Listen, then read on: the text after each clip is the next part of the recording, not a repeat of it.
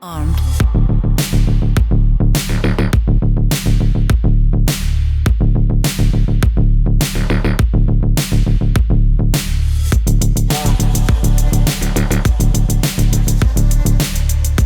Hello, how's it going, everyone? So just been a few weeks since I posted a video, and jumping on because I just finished a 3D character, a real-time character that I was doing in a mentorship-like scenario, and it's posted, it's done, it's all up, and I wanted to create a video sort of breaking down my process on how I chose the concept and how I built it out from start to finish to the final post.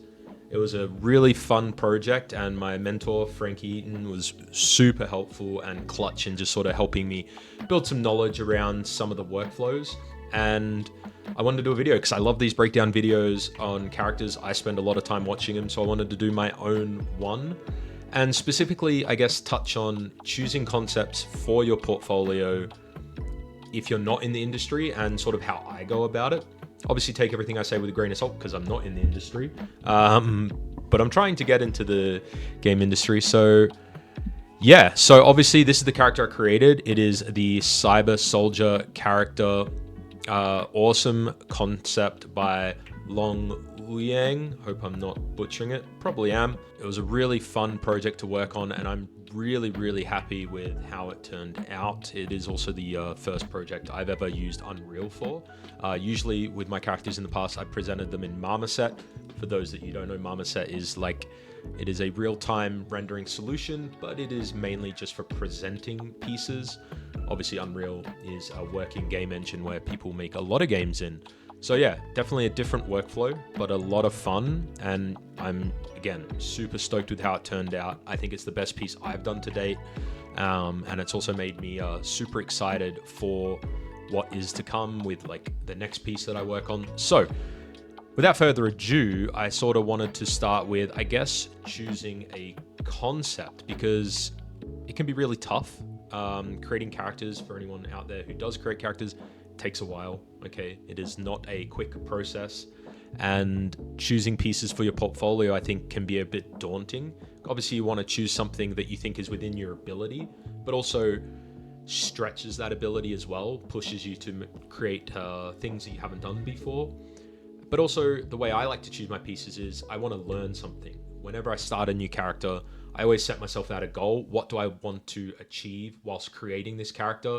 Because I know I can create a character, so it's very important for me to learn something. And so for this character specifically, the goal was I wanted to learn Unreal and get a character presented in Unreal, because I hadn't done that before. And then texturing. Texturing was a big thing. My previous mentorship on the character I did before this with Tom Newberry, I realized that texturing could be one of the biggest, if not the biggest thing with a character. And I wanted to push myself to not rely on smart materials in Substance Painter, which I had used a lot in the past, and build a lot of these materials from scratch. And that was, again, those were the challenges I set myself. So choosing a concept. So over here, we switch. Holy hell, guys, when you tell me you got a little peacock going on over here. So choosing a concept. So when I'm on ArtStation, I browse here and there. I just save photos to character designs that I love. And you can see there's a bit of sci-fi going on, a bit of fantasy, a bit of cool stuff. Basically, when I see something I like, I'm just going to save it. This is obviously the concept from Long Liang that we worked on. And I think, obviously there's a bunch of other concepts in here. But the thing I loved about this, I think the overall aesthetic was super cool. It's this cyberpunky kind of futuristic-ish soldier with this kind of punk aesthetic, especially with the colorways, with those highlighter pinks and purples and everything like that. It just really stood out to me. And I guess also there was a lot of modeling involved with this. You can see here there's a lot of different pieces and elements with the character, and that really excited me. And ironically, when Frankie and I sat down and were sort of dissecting this character, we sort of decided not to do the gun. But you can see in the final post, I did the gun, and we'll touch on that in a little bit. So this is the concept I went with. And again, I always look at different pieces and just get inspired. I felt like this had a mixture of things that would push me, but also be achievable, especially in a mentorship environment where there is a bit of a timeline, right? We don't have all year to work on this, or at least all year to get feedback on it. So we jumped in, and the first thing we did was we dissected this concept. So if you've ever sort of done a mentorship before, a lot of the people online, Frankie, J Hill, a lot of these 3D character artists always say, like, when building your portfolio, you want to have bricks and pillars. Pillars would be big, full characters. Bricks would be little smaller projects. And I wanted to sort of, I'm not usually one to do those smaller projects. I like to do full characters, but that's sort of what we did here. And we sort of like wanted to go through and just sort of like block in the top half of the character. The thinking being that everything down below here, like all this sort of stuff, it was still accomplished up here, right? None of this sort of modeling down here was not something not represented above in the character. So I wasn't going to be achieving anything new by building it. Obviously, it'd be a full character. And so the character I did build is from sort of the kneecaps up. And you can't really tell in the renders that I chose because I presented it in such a way that makes you think it's a full character. Again, something I learned from J Hill, where you can sort of hide those things. And also, you don't see the back of this character, right? So there's a lot to be desired. And I've done that 3/4 turn where you still see it's a 3D character, and it's still, I think it looks awesome, but you don't really see anything behind the character. So if there's a lack of design or not as much thought put into it, it doesn't really matter as much. And so, yeah, I mean, you'll see the back of the character in a sec. So if we jump into Zbrush now, I'll show you the high poly, because that's where we started. I started with this concept, sort of broke it down, I guess, into terms of like, I built out a little list. So I'd be like, we need to do belts. All right. Need to do a helmet. All right. Literally, I went through and just did like vest and then inner vest. All right. So I had a little bit of a checklist that I could go through and check off as I was working on the character. I've always found that really helpful. Sometimes I'll come in and I'll like color code certain sections and just do like a little bit of a blue little color code just to break it up, so I have a bit of an idea of what's going to go where. But definitely a checklist. I love working from a checklist just in case I forget things, especially with characters that have lots of pieces. And then all my modeling I do inside of Zbrush. I'll try and move this over here. So you can see here, this is the high poly character. Total points count for this is 94 million. Definitely overkill for a lot of this stuff. I think just to bake the details down, I pushed a lot of these things more than I needed to, especially like when we have a look at, like, say if we have a look at this like tank here, you know, there's literally no high poly detail or anything like that. But yeah, just wanted it to be nice and smooth. I don't like that sort of low polygonal look. The hair here is not even close to what I used. It was just a placeholder to get sort of the dimensions correct. And also because obviously the face mask here needs to sit off the head because it would sink into the hair. So I needed to have an idea of how that would look as well. And you see here on the back of the character, you know, there's a little bit of detailing and everything like that, pockets and stuff like that, but not a lot. And you can see here, he's got his jorts on, so nothing below the feet. It looks a little bit weird now, perspective off. So basically, I started with a base mesh. Okay, I got this from J Hill. He sells it on ArtStation. I got it as part of the character class with him a few months ago. And then I just masked things off and built out from there.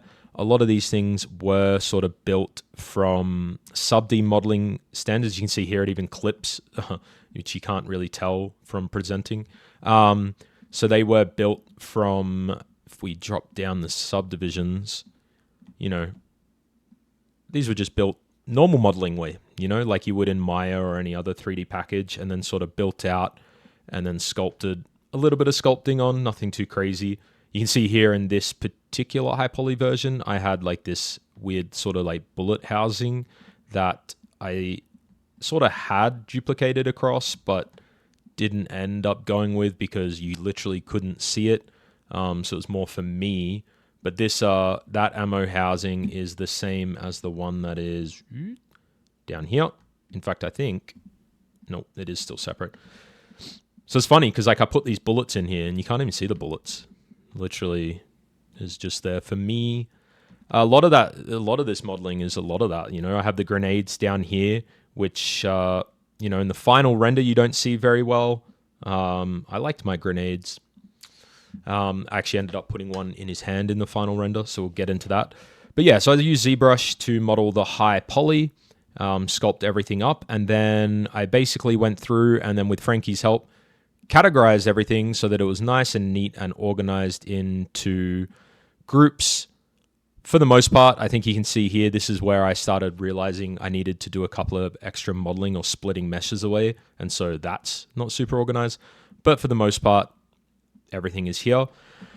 Some of the things I could build into the low poly. Obviously, I built it in such a way that, especially with these pouches here, they were, if we go over here, oh, we're going to break it. So with these pouches here, because I built them in such a way that low poly is actually usable, I would just export these straight to Maya and UV them where they were. And then some of the other meshes, so like the vest, where I could retopologize, I would take a decimated version of that into Maya and retopologize it. And then once all that was done, we have, I'll switch to the other monitor, we have our Maya scene. So this is after everything was sort of retopologized. You can see here that the genes, this is all in one object. I chose, because this is for portfolio, to just sort of leave the zippers as is. That's just me being lazy, I guess. But you can see here that the genes were retopologized versus the ZBrush scene. If we switch back, the ZBrush scene, they're all kind of separate objects. So the ribbing is a separate object, pockets are a separate object, and everything like that. So I just went through and retopologized over the top. I did that for a few things, okay? Whoa, crazy. Hang on, let's jump back to here. So I did that with the vest as well. You can see I built in some of these straps. I think in hindsight, I probably would have left the buckles separate, but that's just, whatever. And then also, like a lot of these things here, I also went through and optimized. So a lot of these back faces are completely deleted on pretty much a lot of these objects here. You can see here, deleted. Inside of the belts as well, all of these inside faces are deleted because they're just not necessary. Same with the clothing. Okay, you can kind of see here that there is I gave geometry to sort of like the lip here, but then it doesn't continue past the lip. Again, in chats with Frankie, that was just to sort of, I guess, optimize it and everything like that. And you can see then we went through and color coded it all and put it in some nice groups. So I had a baking group, and that was, it's exactly the same thing. If I hide that group, and it's exactly the same thing. The idea being is that this one would be, if I needed to make any changes for the baking low poly for Substance Painter, this is where I'd make those changes. And then this was going to be the mesh that I would export to Unreal. So if I wanted to do any posing or any mesh changes, moving vertices and that sort of thing, it would be done in this group so that I wouldn't be affecting the baking group. Made sense when Frankie explained it. You can see here I also have the gun. This came later. All right, so this was last minute game day decision. So never made a gun before. Feel like it looks okay. This is after it's been retopologized and everything like that. So yeah, so we exported the low poly and then we went into Substance, and we'll jump back across. Computer won't crash. You see here we have the textured scene in Substance, and this is the thing I think I'm most proud about is the texturing work I did. I did a little bit of smart materials for some things. Obviously some of the metal pieces and whatnot that you don't see so much of, but like for these texturing here on the pouches and the texturing up here and all this sort of stuff was all just hand built by layering upon layering. So if we pull up the clothes, all right, and then we jump across, hopefully it doesn't crash. So yeah, you can see here I have a lot of different stitching and different layers and just very small, subtle variations that when we turn them off, very subtle very, very subtle. I don't even know if that's going to come across on stream.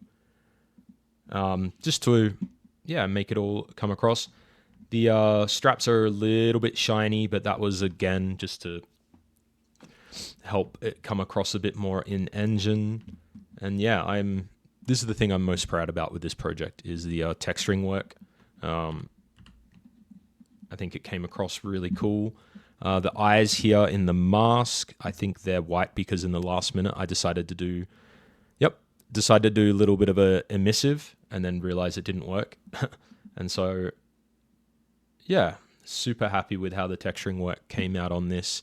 And I actually exported packed maps for this. So if I pull up the packed map, first time using packed maps. So if you're not familiar, packed map is basically like your roughness, metalness, and ambient occlusion, I think, all in one map designed for Unreal Engine.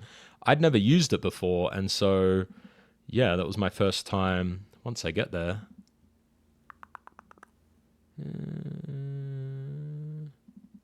so for example, this is for the accessories. Looks horrible. It's all multicolored and everything like that, but then Unreal extrapolates all this information and it ends up looking really cool. So first time using that workflow, but I think everything sort of turned out okay. And you see, again, built it all from scratch for the most part. I think the eye rim, that was a smart material with a few tweaks, but the glass and everything, all from scratch. Again, super. I talk about it because it's the thing I'm stoked most about on this project. And then Unreal. So from all of that, we will jump across to Unreal. And you can see here is the character in Unreal So this is the posed version. All right, went through couple of different iterations. Ended up posing him sort of off axis just to give it a little bit more, bit more character, a little bit more life. It looked a bit stiff facing on. Gave him the grenade because I just wanted to, showcase a little bit of my texturing work on the grenade, but also not have him sort of hiding there. And then gave him the gun. So ironically, at first I was posing him, and posing's really hard. I'm not an animator, so I'm not very good at it. And I'm sure a lot of character artists will say similar things. And I was playing around with it, and I needed to move his hands. And hands, moving them around can be super destructive. And it just wasn't really working. And I was like, I think I need to give him something to hold, because his hands were sort of up here and floating, and it just didn't work. And so I last minute was like, screw it, I'm going to make the gun, give him something to hold. And I think it worked out well. Okay. Gave him a little bit more character, so to speak. And then ironically, Frankie, I was talking to my mentor, and he's like, this hand here, I had it kind of just like hanging, just sort of slack. And he's like, that needs to be a fist. And I just couldn't get it to work in Zbrush. It just looked terrible. And I was like, this is just not going to add to it at all. And I was like, what if I had it open and he was holding a grenade? That would fit the character and it would make sense. And so I did that, and I think it worked really well. Now, obviously in the final render, he's got smoke and stuff coming out of his mask. That's all just post work in Photoshop, again, just to give it a little bit of life. You can see here we got a little bit of a missive on whatever this is, and then again on the little wrist computer here as well, just to give it a little bit more pizzazz. The hair is this is XGen, so I did have a few versions of it. I wonder if it's in the I don't know. I'm probably sure I deleted it.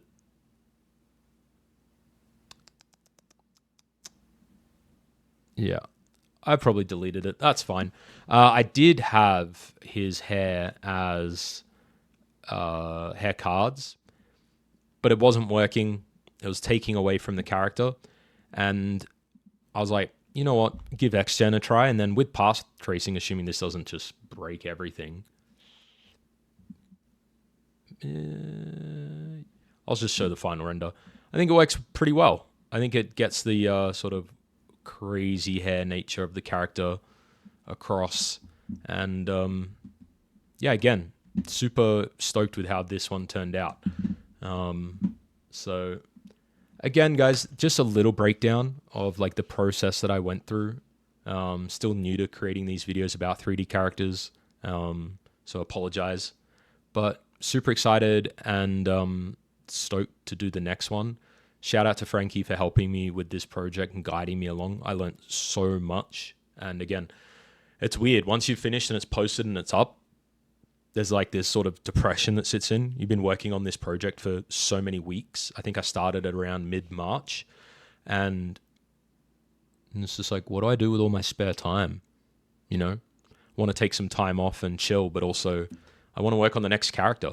So probably going to spend the next couple of weeks looking for new characters and going through ArtStation and, you know, just seeing what I want to work on next. All right. Probably something fantasy based. I think I want to do a little bit more clothing. So, you know, again, I like picking projects that are going to challenge me and just give me something fun to work on. And so clothing, I think, is the next big thing for me. Use Marvelous Designer. So yeah. Anyway, guys, I think I'm done rambling. If you want to check out the project, I'll leave it linked below. And yeah, I'll catch you guys in the next video. See ya.